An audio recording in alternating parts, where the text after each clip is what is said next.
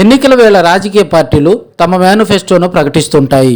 ఎన్నికల్లో తమను గెలిపిస్తే తాము చేసే కార్యక్రమాలు, సంక్షేమ పథకాల అమలు, అభివృద్ధి పనులు, తాయిలాలకు సంబంధించిన వివరాలను పొందుపరిచి జనరంజకంగా తయారు చేస్తుంటాయి.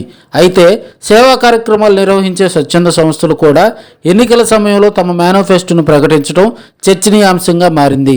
అది కూడా జూనియర్ ఎన్టీఆర్ అభిమానులు నిర్వహిస్తున్న రా ఎన్టీఆర్ సంస్థ తమ మేనిఫెస్టోను ప్రకటించడం ఆశ్చర్యకరంగా మారింది.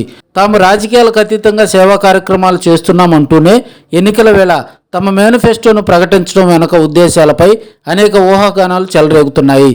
ఎన్నికల సమయంలో తమ కథానాయకుడు జూనియర్ ఎన్టీఆర్ ఏ పార్టీకి చెందిన వ్యక్తి కాదని, అలాగే ఆయన ఏ రాజకీయ పార్టీకి మద్దతు ప్రకటించలేదని చెప్పడం వెనుక ఎన్టీఆర్ అభిమానులకు సందేశం పంపించేందుకన్న అనుమానాలు వ్యక్తం అవుతున్నాయి. ఆ సందేశం ప్రస్తుతానికి జూనియర్ ఏ పార్టీకి మద్దతు తెలపడం లేదు అనేది స్పష్టం చేయడానికి అన్నట్లుగా ఉంది. ఒంగోలులో జూనియర్ ఎన్టీఆర్ అభిమానులు రా ఎన్టీఆర్ పేరుతో చేస్తున్న సేవా కార్యక్రమాల మేనిఫెస్టో విడుదల చేశారు. మేనిఫెస్టో అనగానే రాజకీయ పార్టీల తరహాలో వాగ్దానాలు అమలు చేసే విధానం ఉండదని, ఇది కేవలం రానున్న రోజుల్లో తమ రాజకీయాలకు అతీతంగా చేస్తున్న సేవా కార్యక్రమాల గురించి వివరించే విధానమే రాజకీయ పార్టీలు విడుదల చేసే మేనిఫెస్టో. ఎన్నికల తర్వాత అమలు చేస్తారా లేదా అన్న సందేహాలు ఉంటాయని, అయితే నందమూరి తారక రామారావు ఒకసారి మాట ఇస్తే తప్పకుండా అమలు చేసే వ్యక్తి కాబట్టి తాము కూడా మాట తప్పకుండా సేవా కార్యక్రమాలు కొనసాగిస్తామంటున్నారు. అందులో భాగంగా 5 సూత్రాలతో కూడిన మేనిఫెస్టోను ప్రకటించారు. చిన్నారులకు ప్రాథమిక విద్య, యువతకు తోడు, యుద్ధానికి ఆయుధం, చేసే వ్యవసాయానికి తీసే కలుపు, మిషన్ 2029 ఇలా 5 సూత్రాలను ప్రతిపాదించారు. తాము చేసే కార్యక్రమాలను రాబోయే 5 ఏళ్లలో చేసేందుకు నిర్ణయించుకున్నామని, మిషన్ 2029 పేరుతో టార్గెట్ పెట్టుకున్నామని తెలిపారు. తమ ఆర్గనైజేషన్ రా ఎన్టీఆర్ రాజకీయాలకు అతీతంగా పనిచేస్తుందన్నారు. జూనియర్ ఎన్టీఆర్ కూడా ఏ పార్టీకి సంబంధించిన వ్యక్తి కాదని, అలాగే ఆయన ఏ పార్టీకి మద్దతు తెలపడం లేదన్న విషయాన్ని గుర్తించాలని విజ్ఞప్తి చేశారు. కేవలం సేవా కార్యక్రమాలు చేయడానికి ఉద్దేశించి మాత్రమే తమ రా ఎన్టీఆర్ ఆర్గనైజేషన్ పనిచేస్తుందని ఆ సంస్థ నిర్వాహకులు నల్లూరు సాయిరూప్ తెలిపారు. ఆర్గనైజేషన్ మనం గ్రౌండ్ లెవెల్ నుంచి తీసుకొని వస్తున్నాం. ప్రతి ఊరు, ప్రతి పల్లె, ఆంధ్ర, తెలంగాణ, తెలుగు రాష్ట్రాల్లో మనం తీసుకొస్తున్నప్పుడు మనం అప్డేట్ అవ్వడం ఎంత ఇంపార్టెంట్ అనేది మా దృష్టికి వచ్చింది. దీన్ని బట్టి మేము ఒక బ్యాక్గ్రౌండ్ వర్క్ చేసుకున్నాం. అయితే కంపల్సరీగా ఈ రా ఎన్టీఆర్ 2.0 ఒక అప్డేటెడ్ వర్షన్ రా ఎన్టీఆర్కి ఆల్రెడీ 3 ఏళ్ళు సర్వీస్లో ఉన్నాం. మేము కూడా తెలుసుకోవాలి కదా ఏది మంచి ఏది చెడు, ఎన్నో అప్స్ అండ్ డౌన్స్ చూసాం. సో కంపల్సరీ ఒక అప్డేటెడ్ వర్షన్ అవసరం. అయితే ఇవాళ మీ ముందుకు తీసుకొస్తున్నాం రా ఎన్టీఆర్ మేనిఫెస్టో. జనరల్గా మేనిఫెస్టో అంటే మన పొలిటికల్ లీడర్స్ ఎలక్షన్కి వెళ్ళే ముందు ఎలక్షన్కి ముందు క్యాంపెయిన్లో రిలీజ్ చేస్తారు మేనిఫెస్టో అంటే సెట్ ఆఫ్ ప్రామిసెస్ అండి. రేపు ఎలక్షన్ గెలిచిన తర్వాత, రిజల్ట్ వచ్చిన తర్వాత మేము ఇది చేస్తాం అది చేస్తాం అని చెప్తారు. అయితే అక్కడ వాళ్ళు రిలీజ్ చేస్తున్న మేనిఫెస్టోకి చేసే పనులకి మధ్యలో ఎలక్షన్ అనే ఒక గోడ ఉంటుంది. ఇక్కడ మేము పెట్టిన మేనిఫెస్టోకి చేసే పనికి మధ్యలో మేము ఇచ్చిన మాట మాత్రమే ఉంటుంది. సో మాట తప్పడం మా అన్న నందమూరి తారక రామారావు దగ్గర నుంచే, మాట తప్పకపోవడం అతని దగ్గర నుంచి మేము నేర్చుకున్నాం. ఎందుకంటే ఒక చిన్న ఉదాహరణ చెప్తాను. ఎక్కడో సినిమా ఫంక్షన్లో ఒక 10 ఏళ్ళ క్రితం కంటిన్యూస్ ఫ్లాప్స్ వస్తున్నాయి, ఇక నుంచి మీరు నా కాల్ ఎగరేసుకునేలా చేస్తాను జస్ట్ ఒక సినిమా గురించి అలా ప్రామిస్ చేసి 10 ఏళ్ళగా ఆ ప్రామిస్ని అలాగే నిలబెట్టుకున్న రామారావు గారి మాటకి ఎంత వాల్యూ ఉందో, ఇది ఇంకా పబ్లిక్ ప్లాట్ఫామ్, సోషల్ ప్లాట్ఫామ్, జనాల్లోకి వెళ్తున్నాం, మంచి చేయాలని చూస్తున్నాం అతని కోసం, అతను చెప్పిన మాట కోసం. సో ఇలాంటి టైంలో మేము ఆ మాటను ఎలా తప్పుతాం? సో ఆ ఉద్దేశంలో ఈ రా ఎన్టీఆర్ మేనిఫెస్టోని ఇవాళ రిలీజ్ చేసాం. అందులో ముఖ్యంగా కరెక్ట్గా 5 పాయింట్స్ మాత్రమే వాటి మీద మేము తీసుకున్నాం. ఈ నెక్స్ట్ 5 ఇయర్స్ కూడా వాటి మీద వర్క్ చేస్తాం. మొదటిగా భావితరానికి బాట. భావితరం పిల్లలు నిన్నటి పిల్లలే ఇవాళ మనకి ఫ్యూచర్ అవుతారు, రేపు ఫ్యూచర్ అవుతారు. జనరల్గా ఇప్పుడు ప్రెసెంట్ మన సీఎం, ఏపీ సీఎం జగన్ గారు అని అవనివ్వండి, మొన్నటిదాకా తెలంగాణ చేసిన కేసీఆర్ గారు అవనివ్వండి, ఇదివరకు చేసిన చంద్రబాబు నాయుడు గారు అవనివ్వండి, గవర్నమెంట్ స్కూల్స్కి, చిల్డ్రన్స్కి, పిల్లలకి చాలా చేశారు. అది మంచి క్వాలిటీ ఎడ్యుకేషన్ ఇచ్చారు, ఇంగ్లీష్ మీడియంగా మార్చారు, మధ్యాహ్నం పూట పౌష్టికాహారాలతో కూడిన ఫుడ్ పెట్టారు, అన్నీ చేశారు. ఎన్ని చేసినా పిల్లలకి మిస్ అయిపోతున్న కొన్ని చిన్న సెన్సిటివ్ ఐటమ్స్ ఉన్నాయి. వాటి మీద టార్గెట్ చేసాం. దీనికి ఒక టీమ్ని రెడీ చేసుకున్నాం. ఎంతవరకు తిరిగితే బాగుంటుంది, ఎంతవరకు చేస్తే బాగుంటుంది. పిల్లలు అనగానే సెన్సిటివ్ అండి. స్కూల్స్ అండ్ కాలేజెస్ ఎప్పుడు సెన్సిటివే. సో ఆ ఉద్దేశంలో ఇప్పుడు మనలో ఎంతమంది పెద్దవాళ్ళు శిక్ష చదువుకొని ఉంటాం మనకు కూడా తెలియదు. మన పాత తరం చదువుకొని ఉంటుంది, మన అమ్మగారు నాన్నగారు వయసు వాళ్ళు. సో ఇవాళ భావితరాలు ఏం చదువుకుంటున్నారు? ఫోన్ ఇచ్చేసి వదిలేస్తున్నారు. ఫోన్లో వాళ్ళు మంచి చూస్తే మంచి, చెత్త చూస్తే చెత్త. సో ఇప్పుడు మేము వాళ్ళందరికీ వెళ్ళి పెద్దవాళ్ళ శిక్ష చెప్తామని చెప్పట్లేదు. క్లారిటీ ఏంటంటే వాళ్ళు ఏం మిస్ అవుతున్నారో వాటి గురించి మేము సర్వే చేసాం. ఆల్రెడీ ఇరు రాష్ట్రాల గవర్నమెంట్ స్కూల్స్లో మేము సంవత్సరం క్రితం ఒక ఈవెంట్ మొదలు పెడితే స్కూల్స్ ప్రెమిసెస్లో మమ్మల్ని అక్కడ ఉన్న సభ్యులు, హెడ్ మాస్టర్స్ అవ్వనివ్వండి, టీచర్స్ అవ్వనివ్వండి, మమ్మల్ని రానివ్వలేదు. ఎందుకంటే మా పై హైరార్కీ ఒప్పుకోదు, గవర్నమెంట్ ఒప్పుకోదు. అంటే మేము రిమోట్లో ఉన్న స్కూల్స్నే టార్గెట్ చేసాం. అక్కడ ఏం ప్రాబ్లమ్స్ ఉన్నాయి, శానిటరీ ప్రాబ్లమ్స్ ఉన్నాయా, వాళ్ళకి యోగా అవేర్నెస్ ఇచ్చాం, జనరల్గా ఫిజికల్ అవేర్నెస్ ఇచ్చాం, పర్సనల్ అవేర్నెస్ ఇచ్చాం, ఇవన్నీ ఇచ్చాం.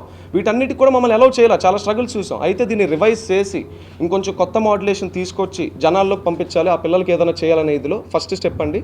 నెక్స్ట్ 5 years దాని గురించి కూడా చేస్తాం తప్పకుండా. రెండోది యువతరానికి తోడు కాలేజెస్.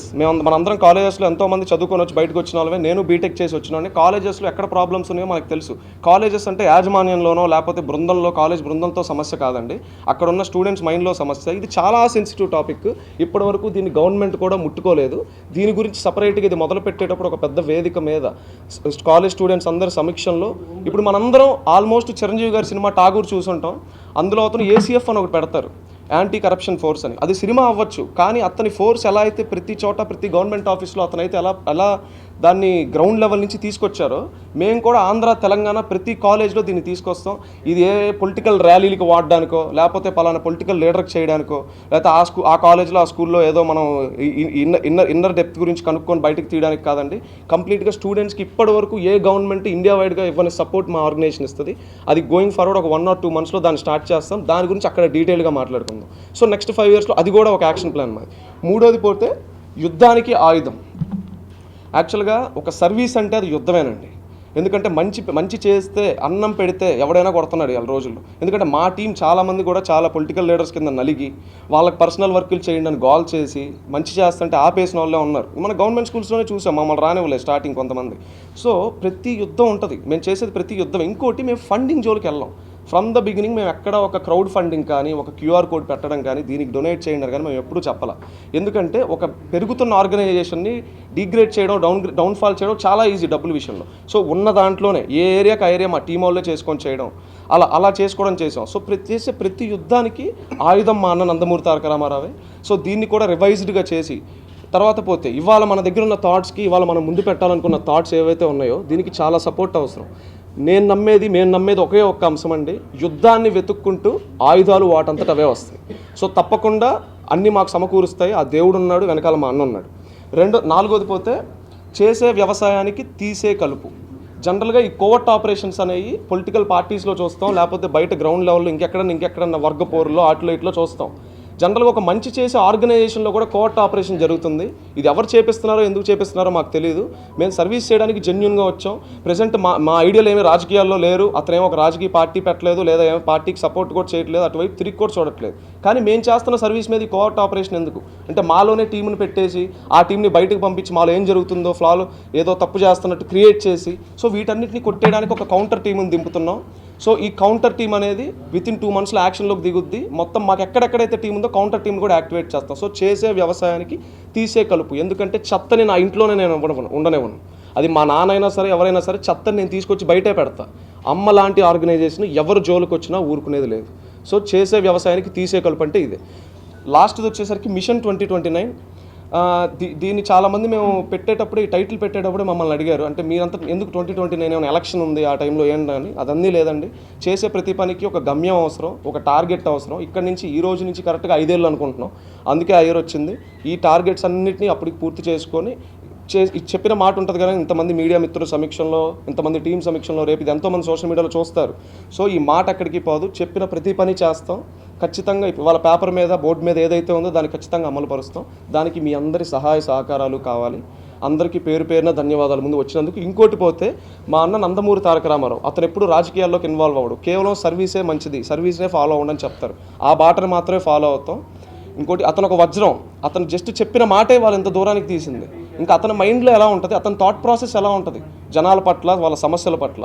సో ఇవన్నీ అందరూ ఒకసారి ఆలోచన చేస్తే చాలా మంచిది.